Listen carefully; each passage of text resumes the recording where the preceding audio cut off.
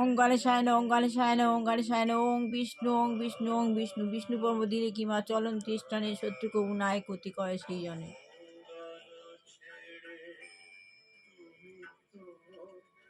উঠে পড়ুন, ভোরবেলা ব্রহ্ম মুহূর্তে, প্রচন্ড ঠান্ডা পড়েছে। উঠে পড়ুন, উঠে পড়ুন, উঠে পড়ুন, ঠাকুরের নাম করুন।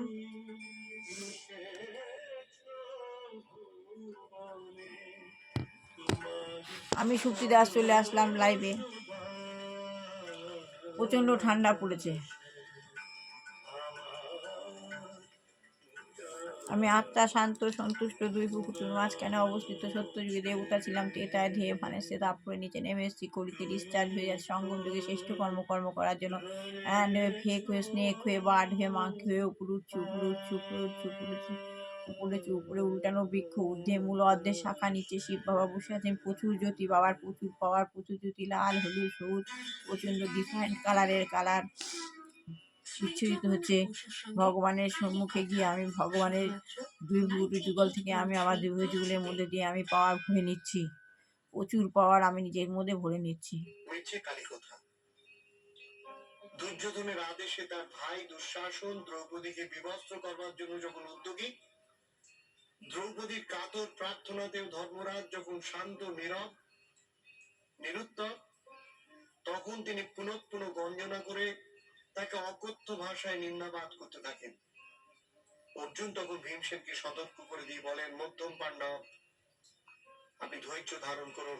আমি এইভাবে ভগবানের পাওয়ার নিয়ে যেভাবে ফোন রিচার্জ করে নিজেকে রিচার্জ করে নিলাম, আস্তে আস্তে নিচে নেমে এলাম। তিনি ন্যায় তো ধর্ম তো যা ভালো বুঝেছেন তাই করেছেন, এই জন্য আপনি তাকে নিন্দা করতে পারেন না।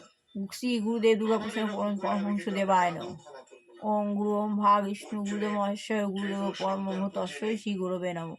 শ্রী শ্রী গুরুদেব দুর্গাপ্রসাদ পরমহংসদেবায় নমঃ। শিব গুরু গুরু শিব, শিব গুরু গুরু শিব, শিব গুরু গুরু শিব। ওং মা সরস্বতী নমঃ। শ্বেত পদ্মাসনা দেবী, শ্বেত পুষ্প সবিতা, শ্বেতা মধ্যা, নিত্যাগন্ধন লেপনা, শ্বেতাকুসুত্ত হস্তা, চন্দন চর্চিতা, শ্বেত বিনা অলঙ্কার পূজিতা, বন্দিতা, সিন্ধগন্ধ পূজিতা, পূজিতা মুনি বিশ্বর্বী ঋষি বিস্তুগত সরস্বতী নারায়ণ তাং দেবী সরস্বতী যেসাং তিসাং সর্বাঙ্গিত লভন্দিতে। ওং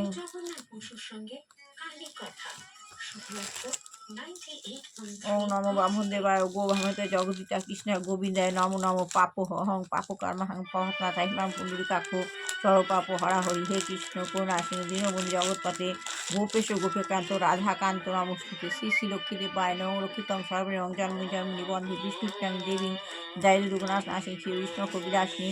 ওং বিষ্ণু পুষ্প ভাদ্রাসী পদে পদায় শুভে সহত পাহিমাং দেবী মহালক্ষ্মী নমস্তুতে। গীতা গীতা গুরু গীতা, গীতা গুরু গুরু গীতা। ওং রক্তম ভুজম সোনম শেষি জগতম মোদি পং ভজামি পদ্মং দদা ভয়া বরাং মানিক্য পোহং রণং রুচিন্ত। ওং জুম সাহা, ওং জুম সাহা, ওং জুম। ওং বিষ্ণু, ওং বিষ্ণু। শ্রী সাই বাবাই নমঃ। সাই বাবা। আমি প্রতিদিন ভোরবেলা আমার এই ভিডিও করার অর্থ হচ্ছে আমি প্রতিদিন ভগবান শ্রী গুরুদেবের সঙ্গ করি। আমি সঙ্গে যাই না, ঘরে বসেই সঙ্গ করি। আপনারা আমার সঙ্গে প্রচার, গীতার প্রচার, আপনারা আমার সঙ্গে সঙ্গ করুন, গীতা পড়ুন।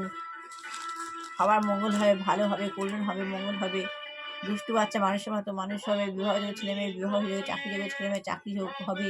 যে গৃহে দুরাগ্য গৃহিণী রয়েছেন, দুরাগ্য বৃদ্ধ বৃদ্ধা রয়েছেন, বা কোনো যুবক যুবতী রয়েছেন, ভগবান যেন তাদের মুক্তি দেয়। আর যে গৃহে আমাদের পরিবেশে রয়েছেন দুরাচারী নারী, তিনি আমাদের পরিবেশকে কলুষিত করছেন, ভগবান যেন তাকে সরিয়ে নেয়। আমি আত্মজ্ঞান লাভের পন্থা বইটা পড়ছি, এই বইটা শেষ না হলে আমি গীতাটা পড়তে পারছি না। এটা শেষ হলো শ্রী প্রভুপাদ।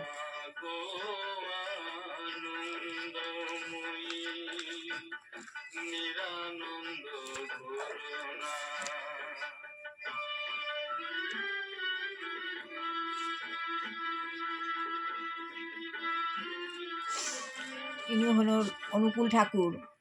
আমি গুরুদেব দুর্গাকৃষ্ণ পরমহংসদেব, অনুকূল ঠাকুর আর সাই বাবা, এই তিনজনই আমার পথপ্রদর্শক। আমি এদেরকে অনুসরণ করি।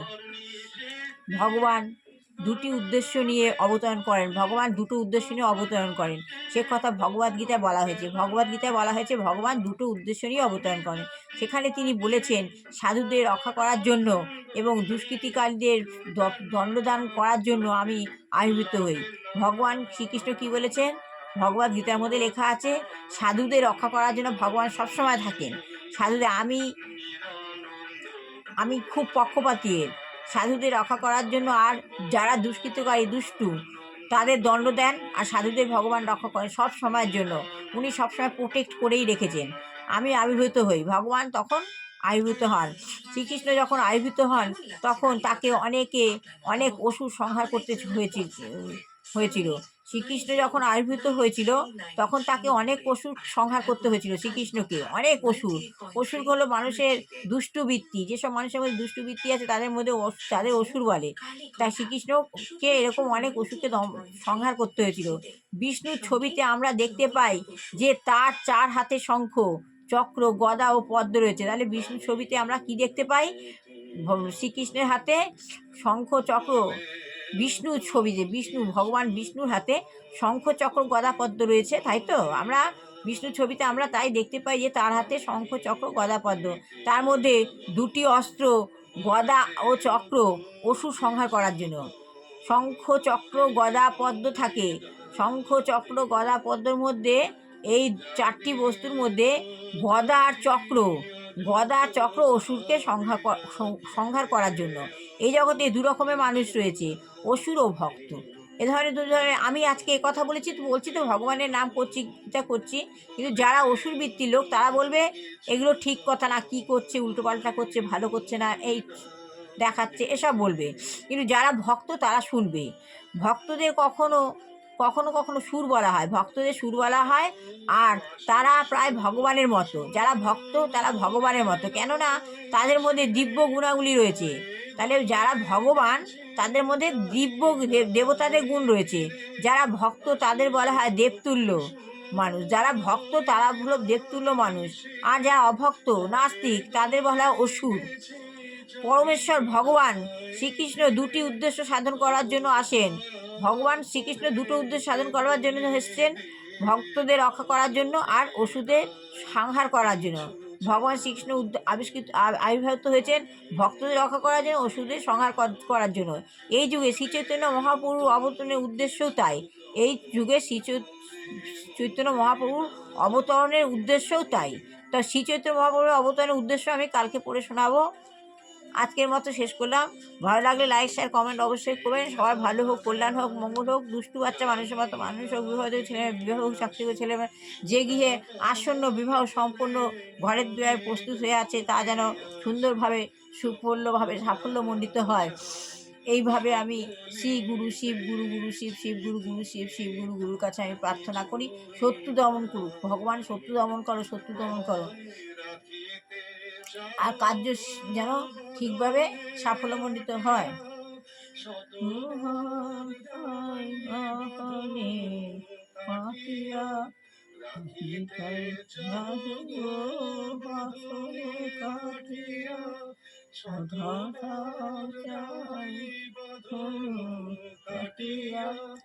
হরে কৃষ্ণ কৃষ্ণ কৃষ্ণ হরে হরে, হরে রাম রাম রাম হরে হরে, হরে কৃষ্ণ কৃষ্ণ কৃষ্ণ হরে হরে, হরে রাম রাম রাম হরে হরে, গুরু কৃষ্ণ কৃষ্ণ কৃষ্ণ গুরু হরে, গুরু রাম রাম রাম গুরু হরে, গুরু কৃষ্ণ কৃষ্ণ কৃষ্ণ গুরু হরে, গুরু রাম রাম রাম গুরু হরে।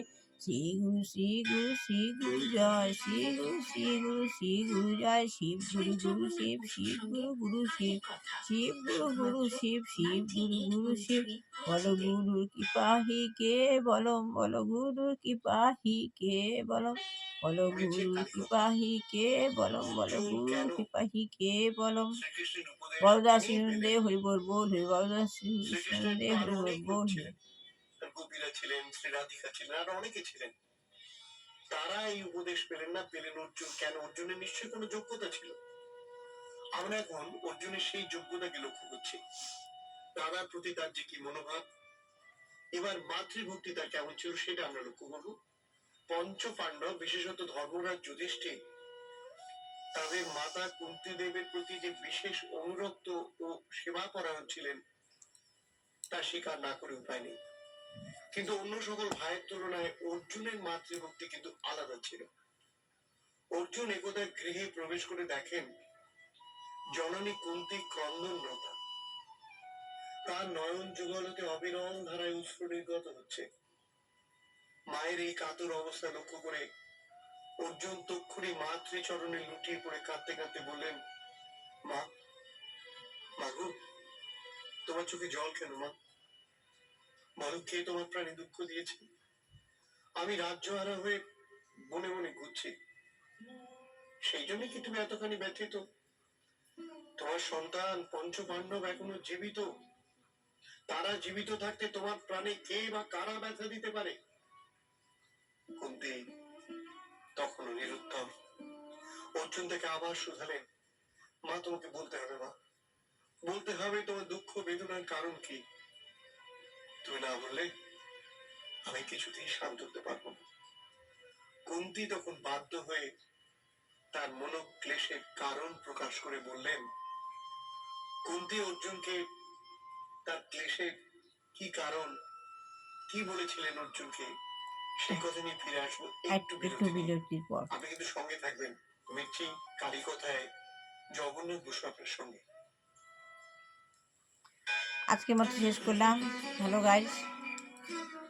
শ্রী জগন্নাথ বসুর সঙ্গে কালী কথা।